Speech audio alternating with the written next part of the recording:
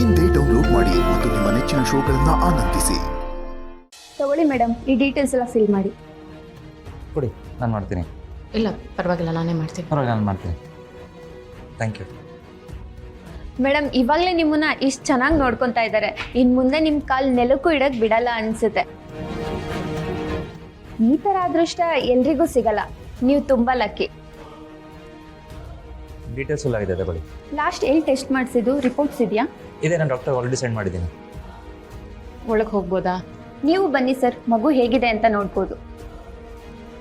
It's okay. ಪರವಾಗಿಲ್ಲ, ಬನ್ನಿ sir. ಇಲ್ಲ ಪರವಾಗಿಲ್ಲ, ನಾನು ಒಬ್ಳೇ ಬರ್ತೀನಿ. ಕಣ, ನಿಮ್ಮ ಕೆಲಸ ಮುಗಿಸ್ಕೊಳ್ಳಿ.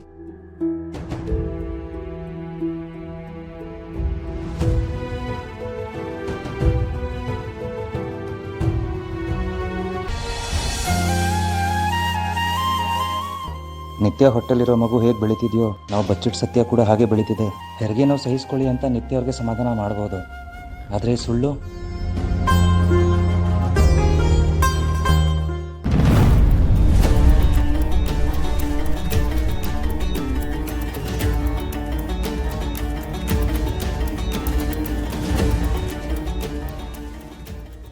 ನಾನು ನಿಧಿಗೋಸ್ಕರ ಒಂದು ನಿರ್ಧಾರ ತಗೊಳ್ಳೇಬೇಕು. ನಿತ್ಯ ಅವ್ರ ಹೊರಗಡೆ ಬರ್ತಿದ್ದ ಹಾಗೆ ಮಗು ವಿಷಯ, ಮದುವೆ ವಿಷಯ ಎಲ್ಲ ನಿಧಿ ಹತ್ರ ಹೇಳಬೇಕು ಅನ್ನೋದನ್ನ ನಿತ್ಯ ಹತ್ರ ಒಪ್ಪಿಸ್ಬೇಕು. ಸತ್ಯ ಒಂದ್ಸಲ ನೋವು ಕೊಡ್ಬೋದು, ಆದರೆ ಸುಳ್ಳು ಪಾಪ ನಿಧಿಗೆ ದಿನ ನೋವು ಕೊಡ್ತಿದೆ. ಅವ್ರು ಯಾಕೆ ಸುಮ್ಮನೆ ಇದನ್ನೆಲ್ಲ ಅನುಭವಿಸ್ಬೇಕು? ಎಲ್ಲದಕ್ಕೂ ಇವತ್ತೇ ಫುಲ್ ಸ್ಟಾಪ್ ಇಟ್ಟು ನಿಧಿ ನಂಬಿಕೆ ಉಳಿಸ್ಕೊಳ್ಳೇಬೇಕು. ನಾನು ಹತ್ರ ಇದ್ದಷ್ಟು ಕರ್ಣ ಸರ್ಗೆ, ಅಜ್ಜಿ, ಅಕ್ಕ ಎಲ್ರಿಗೂ ತೊಂದರೆನೆ. ಇಡೀ ಮನೆ ವಾತಾವರಣ ಹಾಳಾಗೋ ಮೊದಲು ನಾನು ಇವರಿಂದ ದೂರ ಇರಬೇಕು. ಕೃಷ್ಣ, ನಿನ್ನ ಹತ್ರ ಪದೇ ಪದೇ ಅದೇ ಕೇಳ್ಕೊಳ್ತಾ ಇದ್ದೀನಿ. ಪ್ಲೀಸ್ ದಯವಿಟ್ಟು ಈ ಕೆಲಸ ನನಗೆ ಸಿಗೋ ಹಾಗೆ ಮಾಡು. ದೇವ್ರೆ, ಸತ್ಯ ಹೇಳೋದಕ್ಕೆ ಹೇಗಾದ್ರೂ ಮಾಡಿ ಅವಕಾಶ ಮಾಡಿಕೊಡು.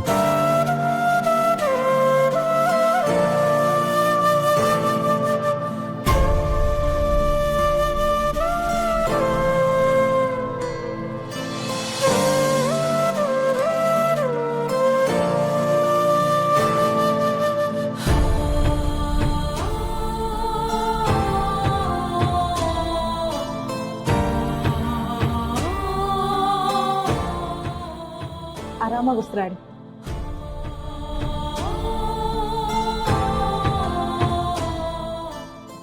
ಏನಾಗಲ್ಲ, ರಿಲ್ಯಾಕ್ಸ್ ಆಗಿದೆ. ಹೆಣ್ಣಿನ ಜೀವನದಲ್ಲಿ ಪ್ರತಿ ಹಂತದಲ್ಲೂ ಒಂದು ಹೊಸ ಅನುಭವ ಆಗ್ತಾನೆ ಇರುತ್ತೆ. ಆ ಎಲ್ಲ ಅನುಭವಗಳಿಗೆ ಸಾರ್ಥಕತೆ ಕೊಡೋದು ತಾಯ್ತನದ ಪಟ್ಟ. ಇದೇ ಹೆಣ್ಣು ಸಿಕ್ಕಿನ ಅದೃಷ್ಟ.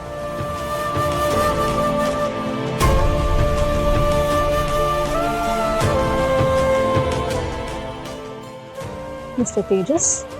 ಹಲೋ ಮಿಸ್ಸಸ್ ನಿತ್ಯ ತೇಜಸ್. ಹೆಸರೆಷ್ಟು ಚೆನ್ನಾಗಿದೆ ಅಲ್ವಾ?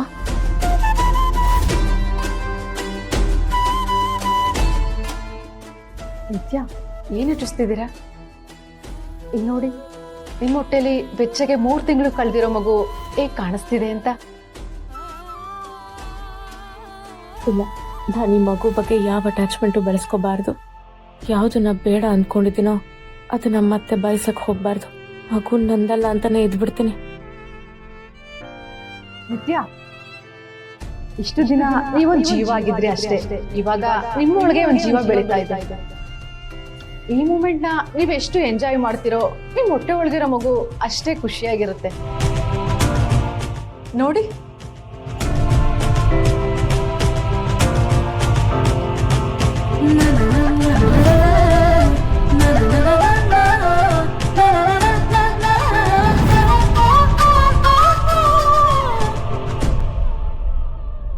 ಇದೇ ನೋಡಿ ನಿಮ್ಮ ಒಳಗಿರೋ ಪುಟ್ಟ ಜೀವದ ಮಾತು. ಈ ಪುಟ್ಟ ಹೃದಯನೇ ನಿಮಗೆ ಸಿಗೋ ದೊಡ್ಡ ಆಸ್ತಿ. ಪಾಪ ಹುಟ್ಟಿದ್ಮೇಲೆ ನೀವು ಲಾಲಿ ಆಡ್ತೀರಲ್ವಾ, ಹುಟ್ಟೋಕ್ಕೂ ಮುಂಚೆ ನಿಮ್ಗೋಸ್ಕರ ಆಡ್ತಿರೋ ಲಾಲಿನೇ ಈ ಸರ್ ಕೇಳಿಸ್ಕೊಳ್ಳಿ. ಯಾವ್ದು ನನ್ನ ಪಾಲಿಗೆ ಅತಿ ಖುಷಿ ಕೊಡ್ಬೇಕಿತ್ತೋ ಅದೇ ನನ್ನ ಸಂಕಟಕ್ಕೆ ಕಾರಣ ಆಗ್ಬೋದು ಅಂತ ಯಾವತ್ತೂ ಯೋಚಿಸಿರ್ಲಿಲ್ಲ. ಆದ್ರೆ ಶುರುವಲ್ಲೇ ಹೀಗಿರೋ ವಿಷಯನ ಕೊನೆ ತನಕ ಹೇಗೆ ನಿಭಾಯಿಸ್ಲಿ ನಾನು?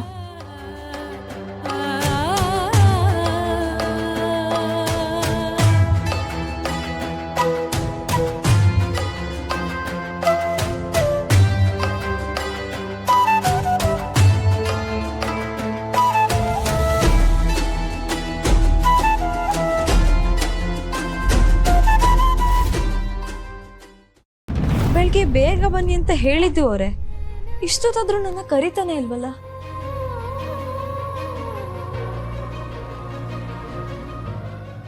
ಏನಾದ್ರೂ ಕ್ಯಾನ್ಸಲ್ ಆಯ್ತಾ ಅಥವಾ ನಾನೇ ಟೈಮ್ ಮಿಸ್ ಮಾಡ್ಕೊಂಡ?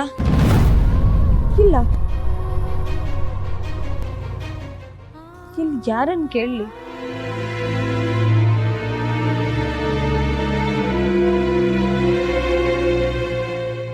ರೋಸಿ ಅವರೇ, ನಾನು ಬರೋ ತನಕ ಕಾಯಬೇಡಿ, ಅವ್ರು ಸುಮ್ಮನೆ ಪ್ಯಾನಿಕ್ ಆಗಿರ್ತಾರೆ. ಅವ್ರನ್ನ ಆರಾಮಾಗಿ ಸಮಾಧಾನ ಮಾಡಿ. ಅದಾದ್ಮೇಲೆ ಅವ್ರು ಕೇಳಿಲ್ಲ ಅಂದ್ರೆ ನಂಗೆ ಫೋನ್ ಮಾಡ್ಕೊಡಿ, ನಾನು ಮಾತಾಡ್ತೀನಿ ಅವ್ರ ಹತ್ರ.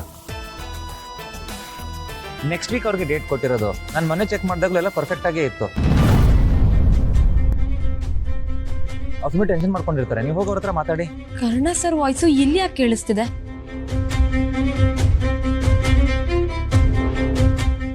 ಅಲ್ಲ, ನನಗೆ ಯಾಕೆ ಹೀಗಾಗ್ತಿದೆ?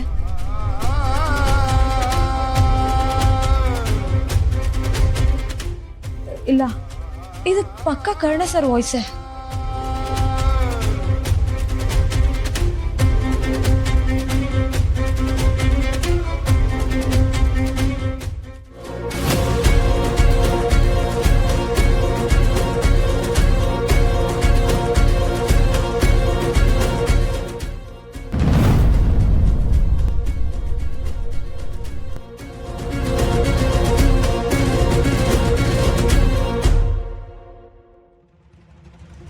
ಯಾವುದೋ ಕೇಸ್ ಹ್ಯಾಂಡಲ್ ಮಾಡಕ್ ಬಂದಿದ್ದಾರೆ ಅನ್ಸುತ್ತೆ. ನಾನು ಈ ರೀತಿ ಬಚ್ಚಿಟ್ಕೊಳ್ಳೋ ಬದಲು ಹೋಗಿ ಎಲ್ಲ ವಿಚಾರನೂ ಹೇಳ್ಬಿಡ್ಲಾ?